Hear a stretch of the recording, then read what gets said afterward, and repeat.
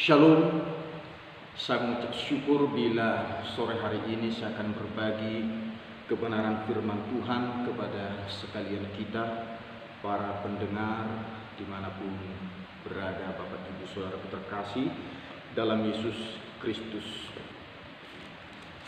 Saya akan menyampaikan bagaimana dalam hidup kita ini kita mengalami berbagai persoalan, masalah, kesulitan, kesusahan dalam kehidupan kita.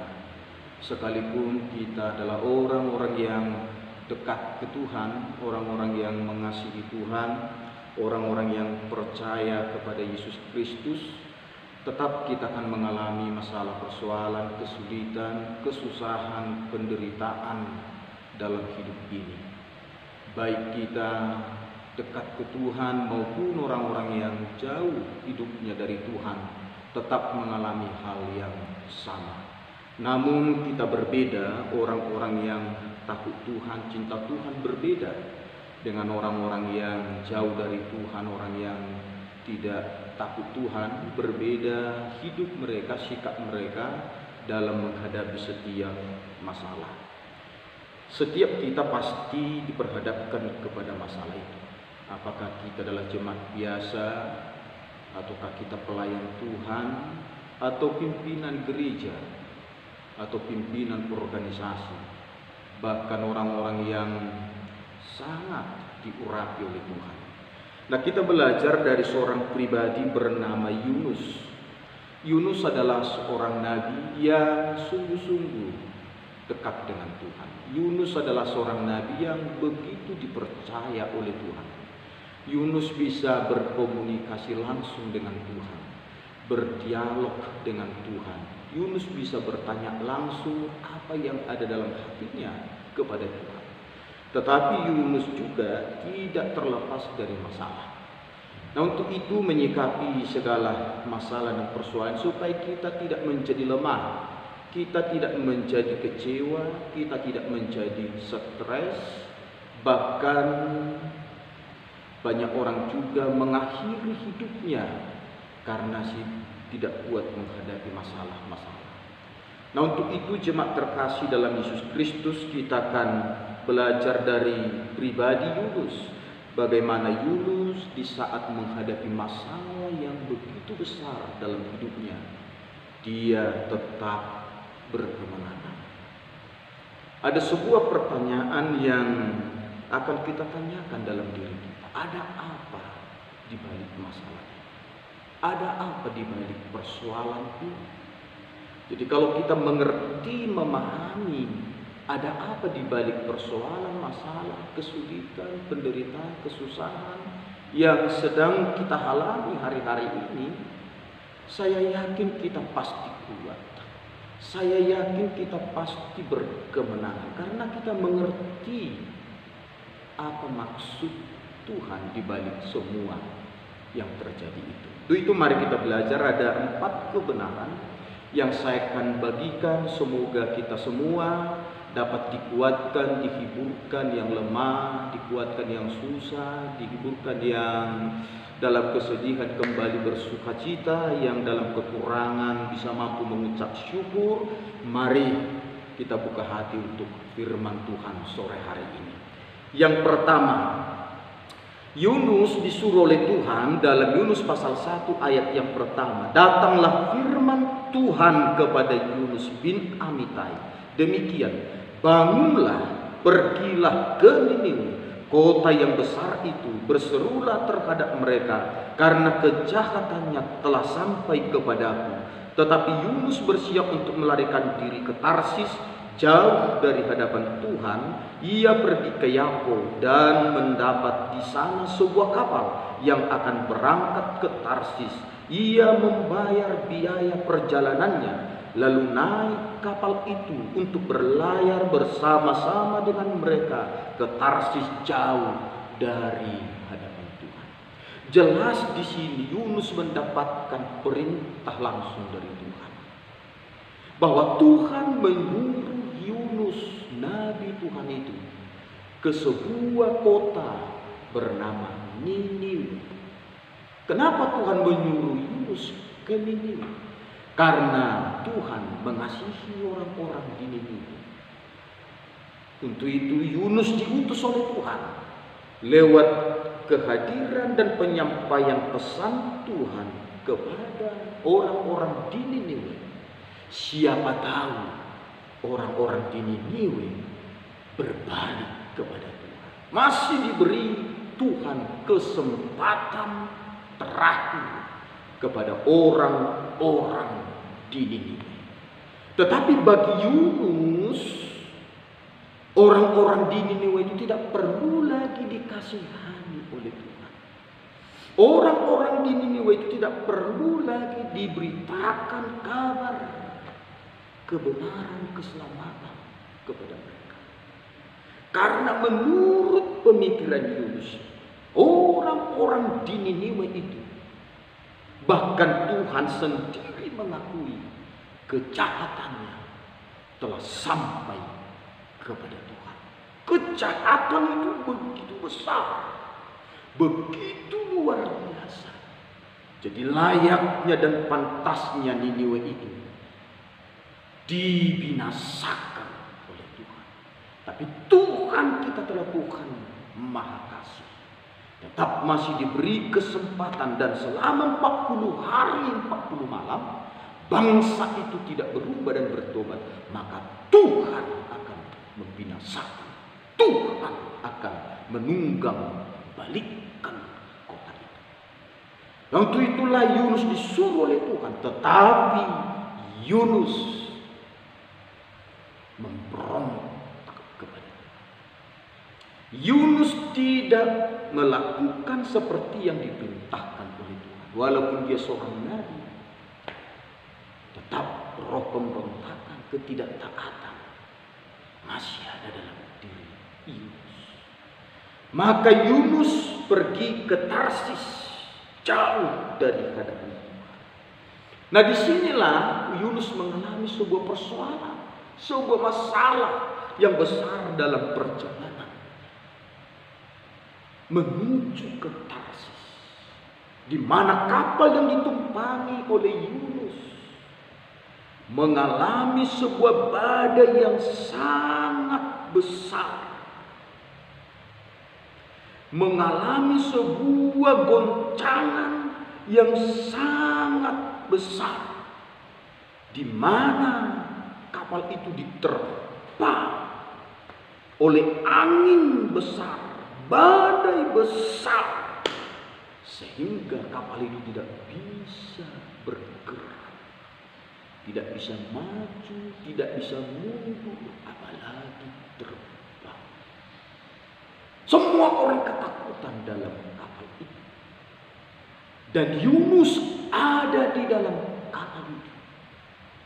Nah, inilah yang saya maksudkan, Yunus mengalami masalah besar dalam perjalanan hidup. Nah, ada apa di balik masalah itu? Mengapa masalah itu datang? Ini yang harus kita renungkan bersama-sama. Ada apa masalah ini terjadi dalam diri? Mengapa Tuhan izinkan ini terjadi? Mari kita lihat, ada 4 kebenaran yang saya akan bagikan sore hari ini. Yang pertama, supaya Yunus kembali ke jalan Tuhan yang benar. Supaya Yunus kembali berjalan sesuai dengan kehendak Tuhan, sesuai dengan apa maunya Tuhan. Maunya Tuhan bagi Yunus bukan ke Tarsis, tapi maunya Tuhan kepada Yunus pergi ke Niniwe.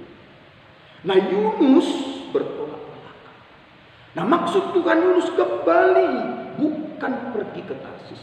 Yunus supaya tidak melanjutkan perjalanannya ke Tarsis karena itu bertentangan dengan hati Tuhan, tapi Yunus kembali ke Niniwe.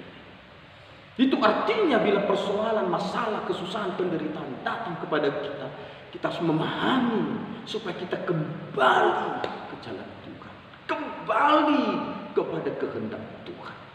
Itulah dasarnya Tuhan mengizinkan badai besar, masalah besar menerpa kehidupan Yunus. Itu yang pertama.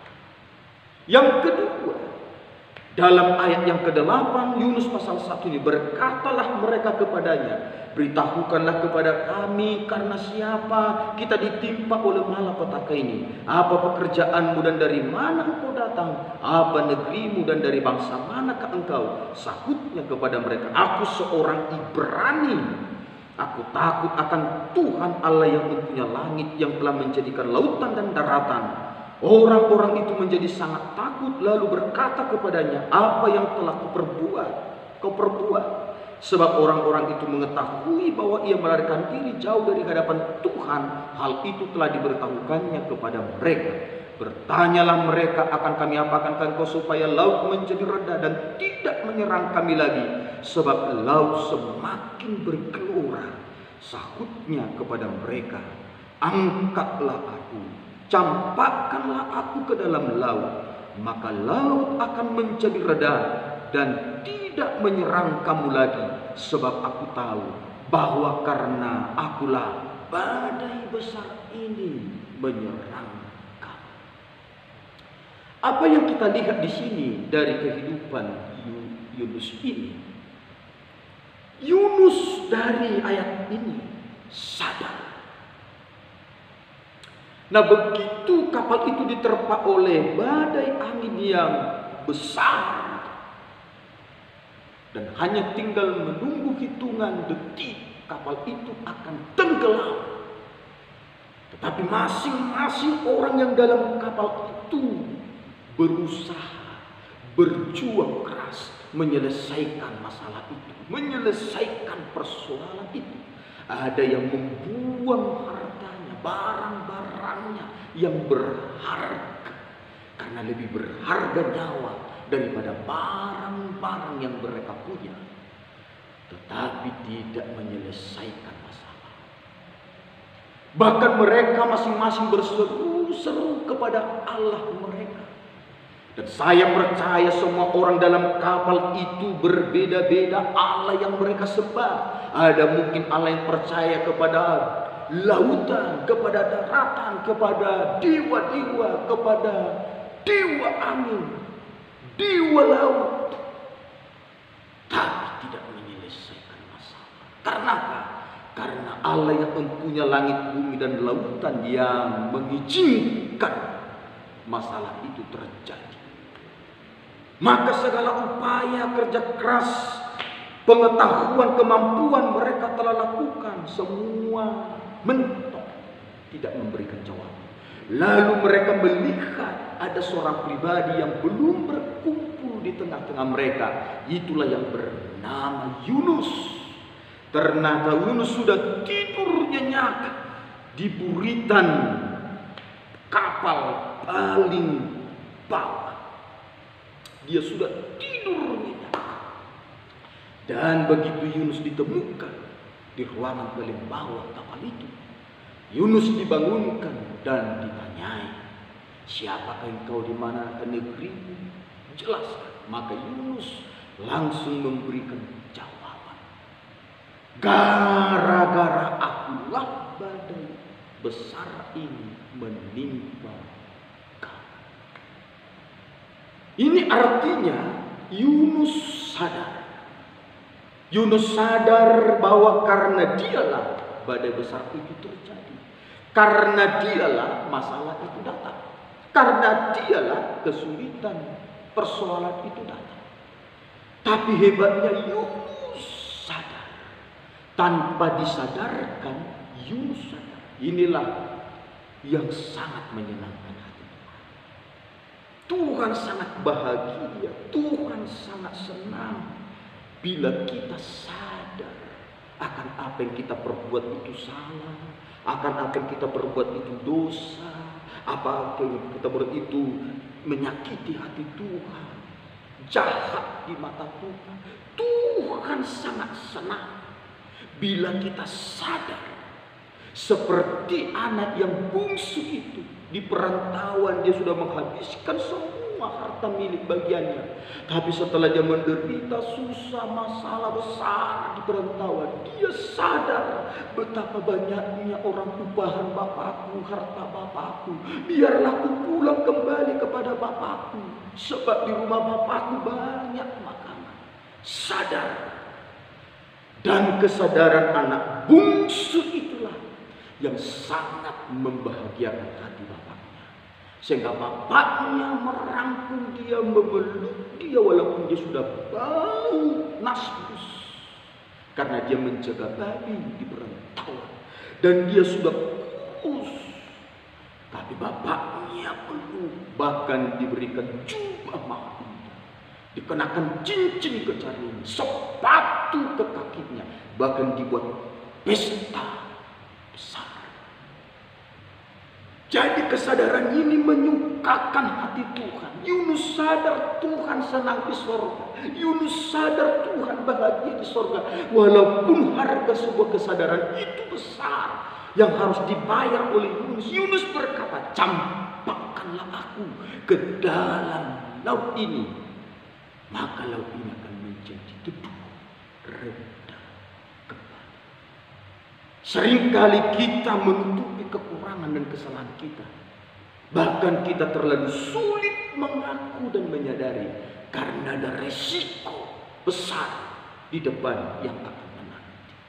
Tapi Yunus, dia rela bayar harga begitu besar di balik kesadarannya. Inilah yang menyukakan, menyenangkan, membahagiakan hati Tuhan. Begitu kita sadar, oh Tuhan, memang tidak selamanya masalah itu membuat kita sadar akan dosa. Tapi kadangkala masalah itu diizinkan oleh Tuhan membuat kita semakin bertekun, semakin memperkuat iman kita, membuktikan iman kita bukan karena dosa seperti yang dialami oleh Ayub. Dua hal ini harus kita sadari. Apakah dosaku? Dan bila kita tidak temukan ada dosa karena masalah itu datang, berarti Tuhan engkau sedang membawa aku naik level ujian kepada imanku, sehingga kita semakin permantap iman kita. Nah saudaraku yang terkasih dalam Yesus Kristus, Yunus sadar hati Tuhan disenangkan. Beda dengan Adam dan Hawa dikala makan buah larangan Tuhan itu. Waktu Tuhan mendatangi Adam dan Hawa di Taman Eden dan bertanya, Adam, Adam, di manakah engkau? Tapi Adam waktu ditanya itu, apakah engkau makan buah larangan itu? Tapi Adam berkata, gara-gara perempuan inilah, gara-gara Hawa inilah yang memberikannya kepadaku. Waktu ditanya Tuhan Hawa, gara-gara ular itu. Saling mempersalahkan, melempar kesalahan. Itulah yang mendatangkan murka hukuman dari Tuhan kepada Adam dan Hawa. Tetapi Yunus sadar, maka Tuhan mengutus, memerintah seekor ikan besar menelan Yunus. Mari kita perhatikan, saudaraku yang terkasih dalam Yesus Kristus, mengapa Tuhan mengirimkan ikan yang besar? Karena saya katakan tadi, kesadaran akan kesalahan, kejahatan dan dosa yang kita perbuat itu sangat menyenangkan dan membahagiakan hati Tuhan. Maka saking bahagianya Tuhan, diutusnya, dikirimnya ikan besar. Coba kalau Yunus tetap keras kepala, Yunus tetap tidak mau sadar, saya yakin Tuhan tidak akan perintahkan ikan besar menelan dia. Nah untuk itu Tuhan menyuruh ikan besar. Ayat yang ke-17 dari Yunus pasal 1. Maka atas penentuan Tuhan datanglah seekor ikan besar yang menelan Yunus. Dan Yunus tinggal di dalam perut ikan itu 3 hari 3 malam lamanya. Yang ketiga, mengapa masalah ini datang? Ada apa di balik masalah? Yang ketiga, masalah itu datang kepada Yunus, membuat Yunus semakin dekat ke Tuhan. Mendekat ke Tuhan. Dalam Yunus pasal 2 ayat yang pertama, berdoalah Yunus kepada Tuhan Allahnya dari dalam perut ikan itu. Apa yang dilakukan Yunus di dalam perut ikan itu? Berdoa. Bukan hanya sekedar berdoa biasa, tapi Yunus berdoa dan berpuasa total. Tidak makan, tidak minum selama 3 hari, 3 malam. Ini pertanda bahwa Yunus mendekatkan diri kepada Tuhan.